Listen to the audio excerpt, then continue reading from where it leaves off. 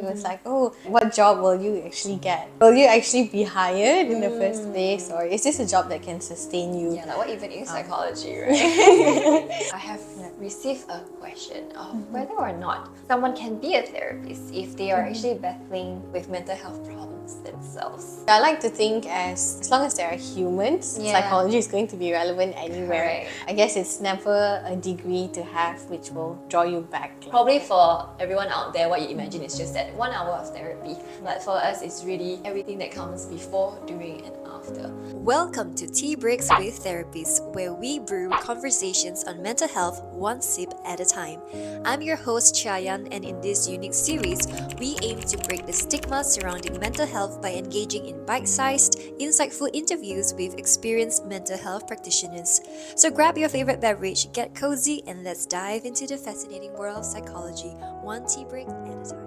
So today I have a very, very special guest with me, and she's none other than Sheerin. So fun fact is that both of us actually studied our undergrad in psychology together. So you will learn a lot from her today, and I can't wait to hear from you, Sheerin. Okay, well, very nice to see you again, Chayan. And yeah, it's been many years since we've seen each other. Hi everyone, my name is Sheerin. I'm a licensed and registered counsellor. I'm working a full-time role as a corporate counsellor, at the same time an associate with Remind. Yeah. Wow, I'm really, really very proud of how far she has come in her psychology. And in line with that, really, what motivated you to pursue psychology in the first place? I've always been curious about human mind, like what do people think, how come they behave in certain ways. So it's really about just being curious about the human psyche. That's usually what motivates people to pursue psychology, even for myself. And when it comes to psychology courses, right, what are the common misconceptions that people usually have? There's just too many out there. I think we don't have to go so far, but on a personal note, even my father was like very skeptical in me doing psychology. He was like, oh, what job will you actually get? Will you actually be hired in the first place, or is this a job that can sustain you? Yeah, like what even is psychology, right? Exactly. So I think those are the very common misconceptions. It's really like, will you actually find a job to begin with? Yeah, definitely. And also, I believe now the society are a little bit more aware. They're acknowledging mental health a bit more, and some people are really very interested to study psychology. But of course, we're here today to also let you have a close-up of what you're signing up yourselves for. So, what are your struggles then, Sheerin, when it comes to embarking in this field? And of course, how do you cope with it? It was very difficult initially to get a job in Malaysia, which is, I guess, pros and cons. It's regulated, whereby if you want to actually get into the field of psychology, you need to either have a license or a proper practicing certificate, which is great. However, on the flip side, it's when you want to get exposure to it without pursuing your studies right after your degree, it can be quite challenging. So that was one of the personal struggles that I had. And I knew that this is something that I wanted to get into right after doing my degree. So I just pursued with my master's straight away. So that's basically how I overcome the situation. I did try to look for jobs actually related to mental health, and I think there's a lot more opportunities now compared to maybe 5 years ago. I think it's growing, it's picking up. do give it a try, you know. I think Give it a it's try. quite a chicken and egg problem. You want to get the experience in the career, but in order to get the experience, you need to study something first, right? But if you want to study something first, you need money first. Money, you want to apply to a job to get the experience. So it's a cycle. Very difficult for us. But if let's say someone who really don't have the capacity to actually pursue masters right after their undergrad, right? Like, what would you suggest they do? Because of course, pursuing tertiary education, like after your degree, postgraduate study, can be costly. Obviously, I guess not all of us are entitled to scholarships. Right? So I would recommend still trying out psychology centers, just for you to at least probably gain the exposure, like either meeting with clients or even handling people, right? It's still some sort of exposure. Dealing with the documentation process, getting the clients to come on time. I guess nitty-gritty things that still contributes to your learning. So it doesn't necessarily have to be only in terms of like lecture and classroom kind of situation. Yeah, that's a good one, because I think all of this also builds up to the therapy session itself. Definitely. One very interesting thing, which is the paradox in the psychological field. So we know like those who are affected with mental health difficulties can be helped with counselors like yourself, clinical psychologists like myself. But what do we actually know about the prevalence of mental health difficulties among the same professionals who seek to understand and elevate mental disorders in others? So in line with this, or basically in other words, I have received a question of whether or not someone can be a therapist if they are actually battling with mental health problems themselves. I would say that as mental health practitioners, we're all human beings anyway. Whether we like it or not, we actually have our own baggage with us. I think it's absolutely normal and realistic to actually come with problems. You have your own challenges at hand, even while pursuing a course like related to mental health professionals. I think there's definitely no harm. And again, reflecting on my past experience, I did my master's at Monash and how us as trainee counselors were actually told to undergo our own counselling sessions in order to actually understand what it feels like to sit on the client's couch rather than just sit on the therapist side. And I think that's where I learned that, I do have quite a couple of things that I've probably been keeping in for the longest time. That was very insightful experience. For me as well, they actually do encourage for therapists to have their own form of therapy as well to help their clients better. For me, when I was doing my master's, it was funny because I was feeling that, wow, it's so ironic because I'm in a field where I'm helping people with their mental health. But in the process of that, I feel like my own mental health has also been deteriorating. And it was a difficult position to be in. Not everybody also fully supports you when you're in the field, right? Because some people will be like, I'm not sure if you can really earn, can you really find a job? What are you gonna do afterwards? And can you share with us actually, number one, why is it important for mental health professionals to practice self-awareness, self-care? And number two, how do they actually do so? Being in the field for a couple of years now, I would say that being a listener, being a counselor, a mental health practitioner, that you generally tend to take in these problems as well, especially as a junior counselor. It's very important to actually have that boundary, set that boundary for yourself as well as your clients, and to remind yourself you are a counselor, but only in that room, in that space. And then as soon as you step out, it's sort of like an off switch where you just leave all your thoughts in that room. In terms of self-care, I personally like to journal. So if there is anything that's challenging, let's say it struck me that day, for example, then it's probably a definite like journaling. However, other times it's sort of like a reflection to see if something had triggered me or made me upset about the session. Otherwise, it's really just self-treat, like like shopping, for example. I love that retail therapy. Retail therapy. I think for me, self-care doesn't have to be very big things. It can be really like the smallest things. Like I used to love to read, but don't have time to read. But then I started making time for reading that made me feel like, okay, I'm spending some time for myself. So being very intentional about it. Yes, correct. Yeah, it's easier said than done. But I think it's once you make it a habit, then it'll be easier to access that. In terms of like therapists themselves, like how do they then recognize when it's really time to set a boundary, like you are going in too deep already? The keyword, and also something that I've heard from my supervisors, is burnout. Being in this profession, it's quite normal for therapists to burn out. But that also means that we probably have mistaken that step to look after ourselves, right? Or rather overlooked. The moment you feel like, I need a break, you probably should just take that break rather than keep continuously pushing yourself. I believe that the mind and the body is related. So if your body tells you, look, I think you need to sleep, if you need to probably take a day off, just listening to your body. It's very difficult to do. Sometimes people are on like, wow, like the momentum is there. You just keep going on like a machine. You only start noticing when things have really gone quite the other extreme. And it's like an analogy that I really like to share with my clients as well, is driving a car. Noticing that yellow light when it pops up, and funnily enough, I'm the kind that I will only pump when the yellow light comes on. Do you do that? Or you will pump like after one bar? Yeah, so I'm typically the more worried type. So I'm like, I don't want to be stranded on the road. So usually when it's like 3 bars or 2 bars left, I need to pump the petrol. Me, I like to push it to the edge. I would like go another 30 kilometers more. Why not test the boundaries? Correct. It's supposed to be able to have that capacity. But of course, we all know if I were to continue doing that for a long time, then the car is not going to function as effectively as it was before. Definitely. And similarly as well, right? We like to really push ourselves to the edge, just see one more client, do one more case note, and then really, like you said, burn out. And then when we burn out, we take more time to recover, just like how I have to fix my car now. So I think same like how you take care of your car, we also want to take care of our own body as well. When it's already 3 bars, 2 bars, that is already an alarm for you to start feeling in yourself. I don't know, Sheerin, like how do you feel in yourself? Because, counselors, therapists, they tend to pour out so much from their own. The more you pour out, the more you pour out. We also need someone to pour in back to us. Someone, something. And how do you do that? Obviously, it's also something that I think takes a lot of conscious effort. Like I say, it's quite easy to overlook self-care. And like you said, right, just another client, you just push yourself and just do another case. But how I typically like investing in, I guess, pouring it back, like you said, is I typically spend a lot of time with my partner, we engage in activities that we like to do, or just going back to retail therapy.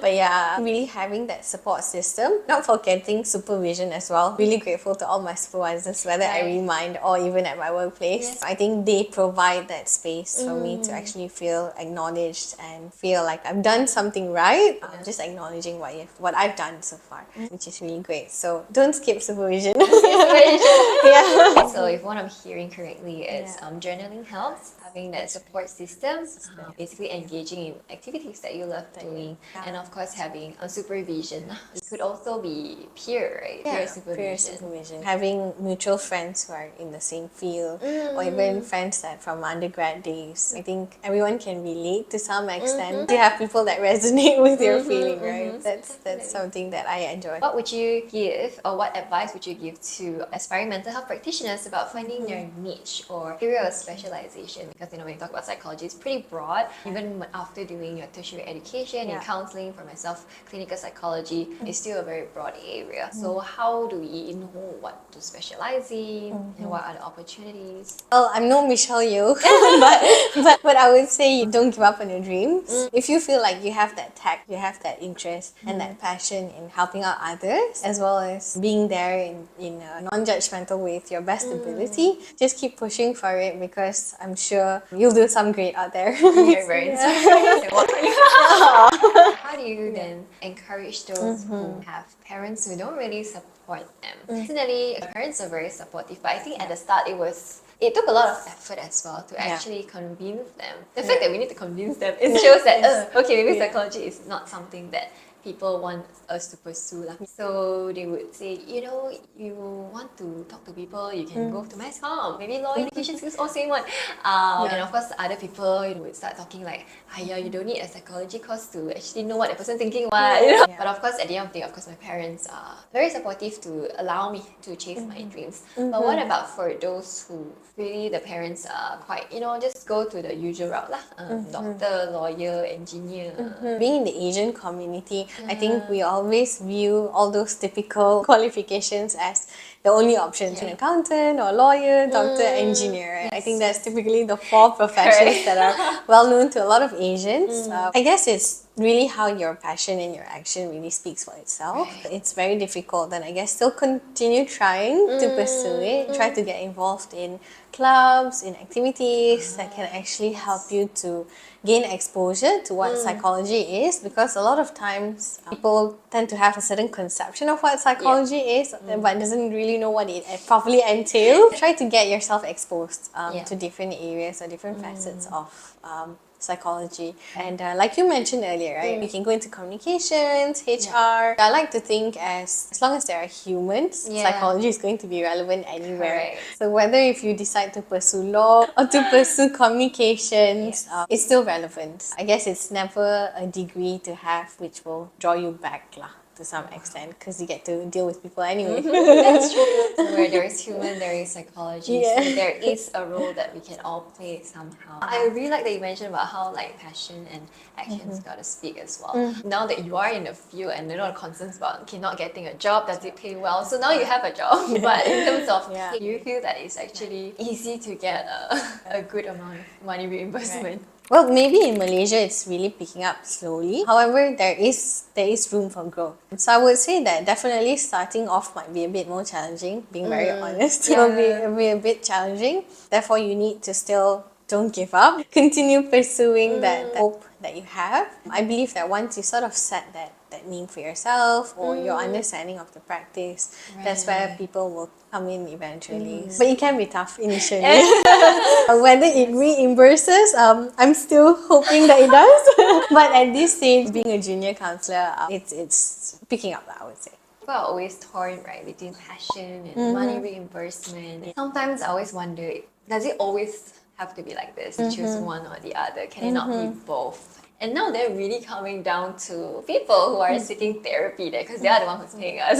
It's easier for people to see the value, let's say, in physical health. I need a surgery. I am willing to pay for that. I need medications. I can pay for that 300, 500 ringgit, sure. Correct. Vitamins, okay, I will get them to improve on my health. But then when it comes to therapy, you know, people's idea is like, but you talk only, or you need to pay so much. Or if let's say your friend who is not a therapist, know that you're a therapist. Hey, how about you therapize me? Okay, or whatever what they use like. You just share with me some things so that I don't have to pay so much. What are your thoughts about people actually seeing or not seeing the value of coming to therapy? I don't know if it's something that you struggle with in your sessions, like how clients just come in for a while, cannot, it's too expensive, then I don't want to pay. It's a bit unfortunate in Malaysia where mental health, if it's in terms of private, it's quite expensive. So maybe not so affordable to the mass group of people. However, in terms of mental health, rather the investment, whether people are willing to invest in that. Or if I could put it in other words, it's like insurance. You continuously pay for it, but you don't know when you'll get back that amount of money or if you will never ever claim from insurance.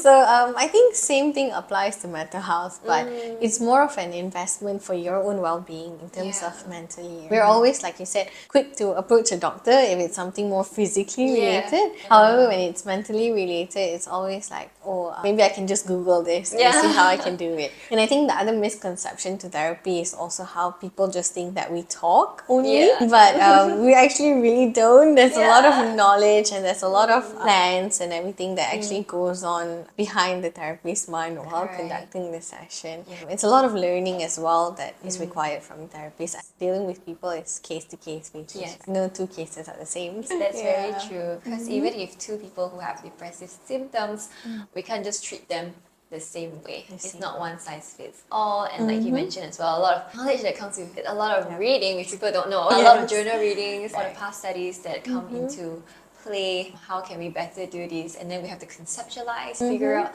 how come your life story ends up to where and who you are today. After you finish seeing the client, you have to write their case notes and then continue thinking about it as well. So it's really quite a whole process, and it's not just talking in itself. Probably for everyone out there, what you imagine is just that 1 hour of therapy. But for us, it's really everything that comes before, during, and after. So Sheerin, what about people who then say, I got no problem, my life is good, great, I have a great social support system. So like, is therapy even important in this case? I like to think of therapy as something that doesn't only have to be a bad situation that brings you to therapy. I feel that therapy is an avenue where each and every one of us can actually use it to grow in a lot of ways which we probably think we can't, right? So it's not only necessarily focusing on the bad experiences you've had in the past, but also the good experiences that you've had and how we can then enhance this to be how you would like your future self to be, for example. So